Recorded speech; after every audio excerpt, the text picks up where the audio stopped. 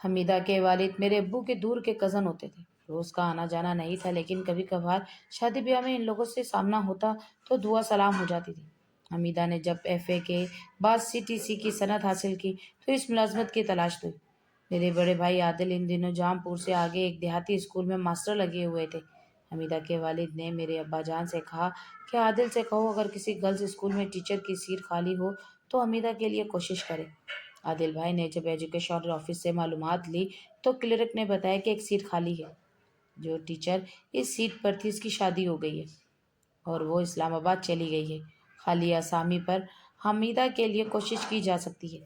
بھائی نے والد کو بتا دیا اور انہوں نے اپنے ایک دوست کے ذریعے سیاسی سفارش سے وہ سیٹ حمیدہ کو دلوا دی۔ جس اسکول میں حمیدہ کی تعیناتی ہوئی تھی وہ شہر سے آگے ایک دیہات میں واقع تھا۔ راستہ کچا اور کافی دور تھا، پیدل چلنا مشکل پڑتا تھا، وہاں کسی سواری کا جانا مشکل تھا کیونکہ کھیتوں میں درمیان ناہموار پگڈنڈیوں پر کوئی گاڑی نہیں چل سکتی تھی۔ اب ایک ہی حل تھا، یا تو روزانہ کوئی شہر سے سائیکل پر اسے اسکول لے جائے یا پھر اسی دیہات میں اس کی رہائش کا بندوبست ہو جائے۔ جہاں اسکول واقع تھا عادل بھائی اس دوران شہر کے بوائز اسکول میں ٹیچر لگ گئے تھے۔ مسافت کی تھکن سے بچنے کے لیے انہوں نے وہیں کرائے کا گھر لے کر رہائش اختیار کر لی تھی۔ اب مسئلہ حمیدہ کا تھا۔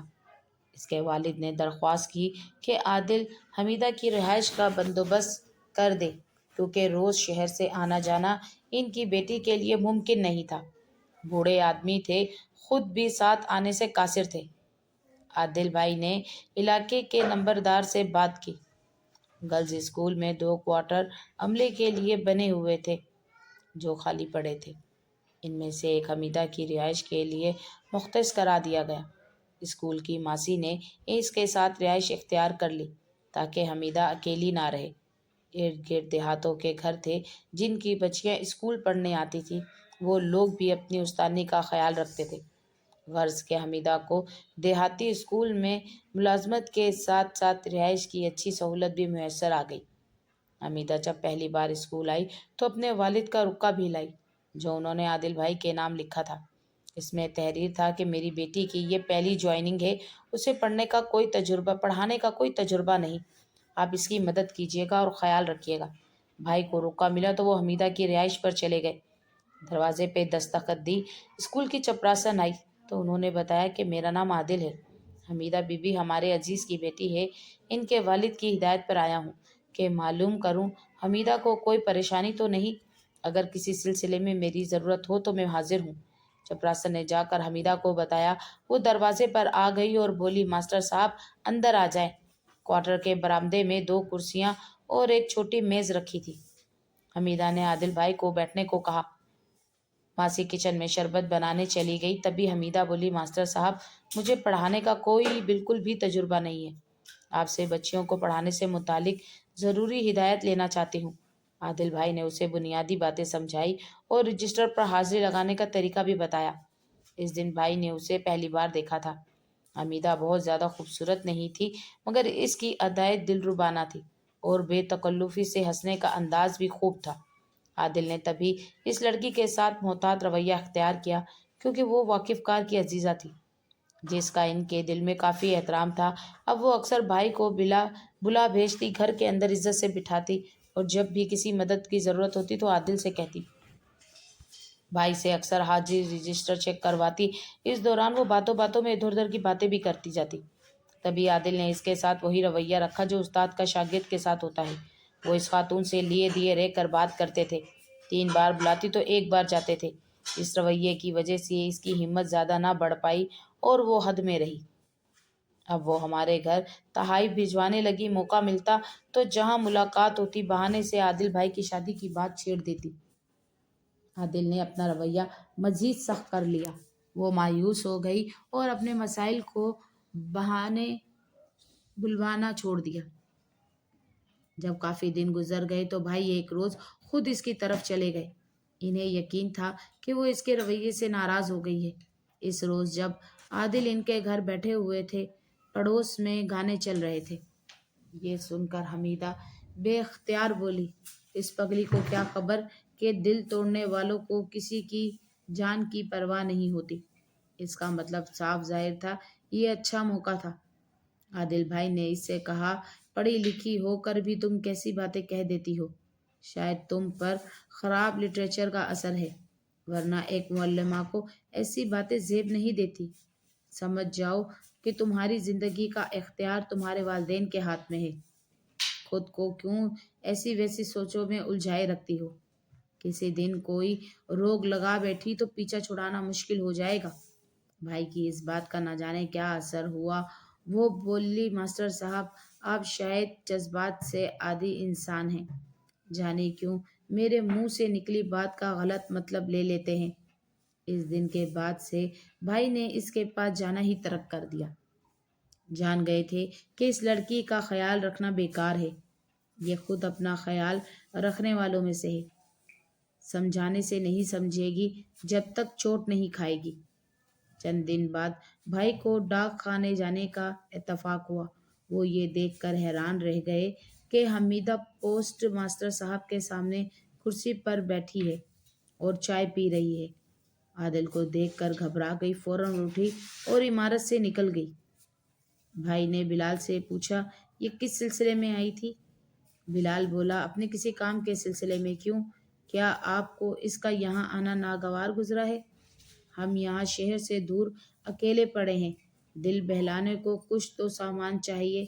عادل کو اس کی یہ بات بری لگی، لیکن صرف اتنا کہا، ہاں بھائی مزے کر لو، میرا اس لڑکی سے کیا واسطہ، یہ اپنی مرضی کی مالک ہے۔ تبھی بلال بولا، بھائی بلا وجہ شک مت کرو، یہ اپنا آرڈر وصول کرنے آئی تھی۔ اس واقعے کے 1 ماہ بعد حمیدہ کے عمر رسیدہ والد نے بھائی کو بلا بھیجا۔ ان کی حالت بری تھی، آواز بھاری اور چہرہ اترا ہوا تھا۔ بولے، بیٹا حمیدہ گھر آئی تھی، بتایا کہ وہ کسی دفتری کام سے ایجوکیشن آفس جا رہی ہے، لیکن صبح گئی اور واپس نہ لوٹی، حتیٰ کہ رات ہو گئی۔ میں آفس گیا تو آفس بند تھا، وہ رات کو گھر نہیں آئی۔ میں نے جام پور میں ایک رشتہ دار کو فون کیا، اس کے اسکول سے پتہ کروایا، وہ وہاں بھی نہیں پہنچی، تو پھر کدھر گئی؟ اسی فکر سے گھلا جا رہا ہوں، اتوار کی وجہ سے آج بھی دفتر بند ہے۔ تمہیں کچھ علم ہو تو میری پریشانی دور کر دو۔ بھائی نے لا علمی کا اظہار کیا، واقعی انہیں اس بارے میں کچھ معلوم نہ تھا۔ دوسرے روز شام کو حمیدہ کے والد نے بھائی کو فون کیا کہ حمیدہ اپنی ہیڈ مسٹریس کے ہمراہ ملتان چلی گئی تھی اور اب واپس آ گئی ہے۔ ہمیں دال میں کچھ کالا لگا، تاہم بھائی نے انہیں تسلی دی کہ پریشان نہ ہو، محکمے کا کوئی کام ہوگا۔ بڑے میاں نے جواب دیا، ارے بیٹا، لڑکی کے والدین کو تو پریشانی ہوتی ہے، ہزار اندیشے ڈراتے ہیں، زمانہ خراب ہے، اسکول سے باہر دفتر کا کوئی کام ہو تو آپ کو مطالعہ کرنا چاہیے تھا۔ بھائی نے کہا، بزرگوار آپ بالکل ٹھیک کہتے ہیں۔ عادل بھائی نے سوچا کہ پتہ کروں اس بات میں کہاں تک صداقت ہے۔ انہوں نے اسکول سے معلومات حاصل کی اور پھر ایجوکیشن آفس سے بھی پتہ کیا، تو معلوم ہوا کہ وہ نہ دفتر گئی تھی اور نہ ہی کسی کے ساتھ ملتان گئی تھی۔ اب ان کا شک یقین میں بدلنے لگا کہ وہ کسی غلط راہ پر چل نکلی ہے۔ میرے کہنے پر بھائی نے حمیدہ سے ملاقات کی، کیونکہ وہ ہیڈ مسٹریس کو بتا چکی تھی کہ ماسٹر عادل میرے عزیز ہیں۔ انہوں نے پوچھا، تم نے گھر والوں سے جھوٹ کیوں بولا؟ سچ سچ بتا دو، ورنہ میں تمہارے والد صاحب کو آگاہ کر دوں گا کہ تم جھوٹ بول کر اسکول سے غائب رہتی ہو۔ حمیدہ نے جواب دیا، میں میڈم کے ساتھ دفتری کام سے ملتان ہی گئی تھی۔ اس نے اپنے جھوٹ کو دوبارہ دہرایا۔ عادل بھائی بولے، میں تمہاری میڈم سے معلوم کر چکا ہوں، اب مزید جھوٹ بولنے کی ضرورت نہیں ہے۔ اب تم مجھ سے بھی ہمدردی کی امید نہ رکھنا، تمہاری میڈم تو اس روز ایجوکیشن آفس میں تھی۔ یہ سن کر حمیدہ پھوٹ پھوٹ کر رونے لگی، کیونکہ اس کا جھوٹ پکڑا گیا تھا۔ ماسٹر عادل، آپ واقعی شریف آدمی ہیں، میں نے آپ کی باتوں پر عمل نہ کر کے بہت برا کیا۔ دراصل میں غلط سوچوں کا شکار ہو گئی تھی۔ مجھے لگتا تھا کہ والدین میری شادی کے معاملے میں سنجیدہ نہیں ہیں۔ سوچتی تھی کہ کب تک نوکری میں عمر ضائع کرتی رہوں گی، کچھ اپنی مدد آپ کرنا چاہیے تاکہ صحیح عمر میں گھر بس جائے۔ انہی سوچوں میں پریشان ہو کر میں نے ایسا قدم اٹھا لیا جس کا نقصان بھی اٹھایا ہے۔ رسوائی اور پچھتاوا اب میرا پیچھا کر رہے ہیں، آپ ہی مجھ کو ان لوگوں سے بچا سکتے ہیں۔ इस रोज़ मैं बिलाल के पास बैठी थी। आपने देखा ही होगा, बिलाल ने मुझे पे ऑर्डर वसूल करने के लिए बुलाया था। आप मेरे महकमे के आदमी हैं और अब्बा जान के अजीज़ भी। चाहे तो ये था कि आपको इस बारे में बताती, लेकिन आपको खबर करने के बजाय खुद चली गई, क्योंकि बिलाल का दोस्त मुझसे बात करना चाहता था।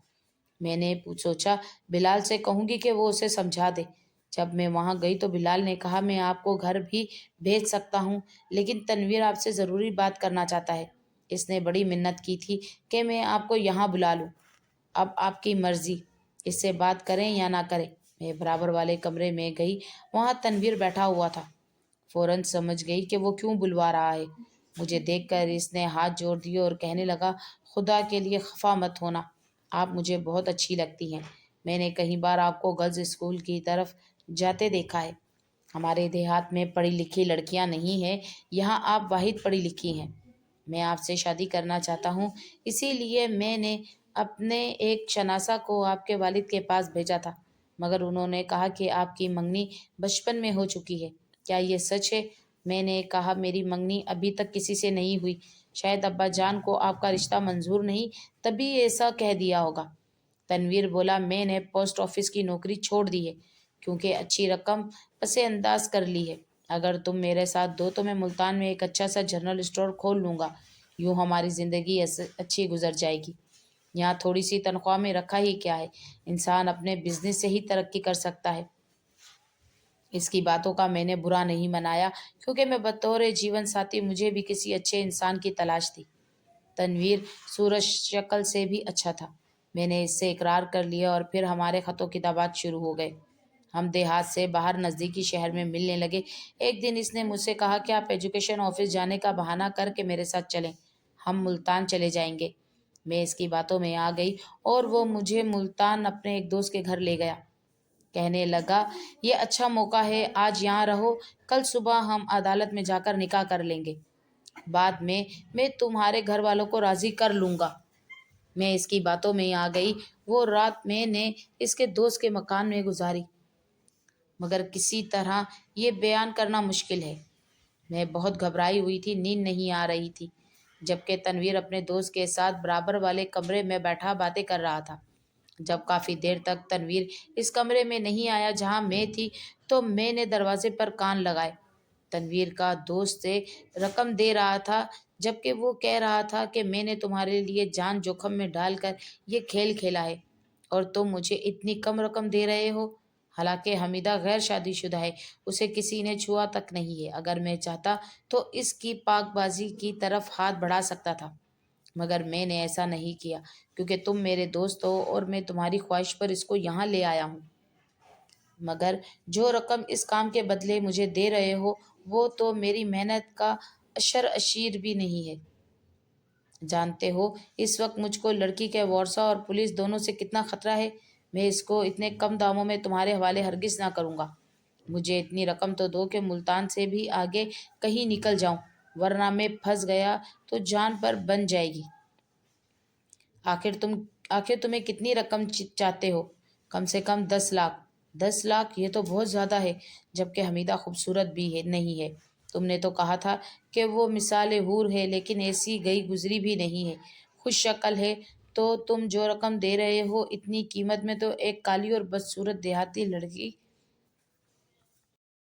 तुम जो रकम दे रहे हो, इतनी कीमत में तो एक काली बदसूरत देहाती लड़की भी नहीं मिलती। 10 की तो ये आगे नहीं बिकेगी, बस 4 लाख काफ़ी हैं। इसकी ये बातें सुनकर मेरे तो होश उड़ गए। तनवीर ने मेरे साथ कितना बड़ा धोखा किया था। धोखा नहीं बल्कि जुल्म कहना बजा होगा। सोचा मकान के सहन में जो सीढ़ी पड़ी है, इस पे चढ़ जाऊं और बाहर को कूद लूं, मगर वो लोहे की भारी सीढ़ी भला मुझसे कहाँ उठती, जबकि आवाज़ होने से ये लोग मुझको पकड़ लेते। ना चार कमरे में पड़ी चारपाई पर लेट गई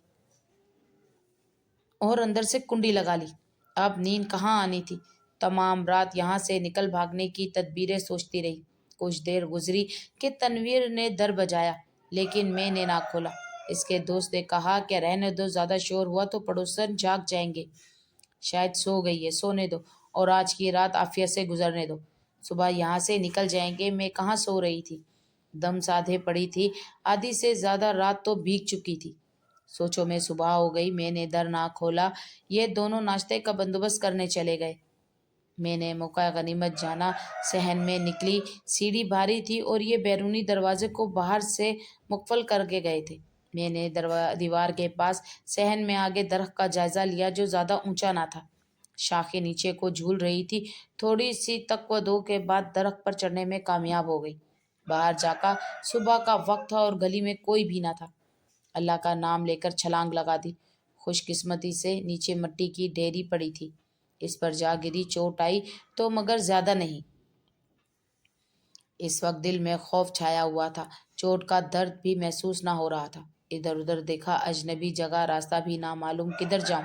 سامنے چھوٹی سی تنگ گلی تھی، ادھر کو چلی، آگے میدان تھا، وہاں دیکھا تو گورنمنٹ گرلز اسکول کا بورڈ نظر آیا۔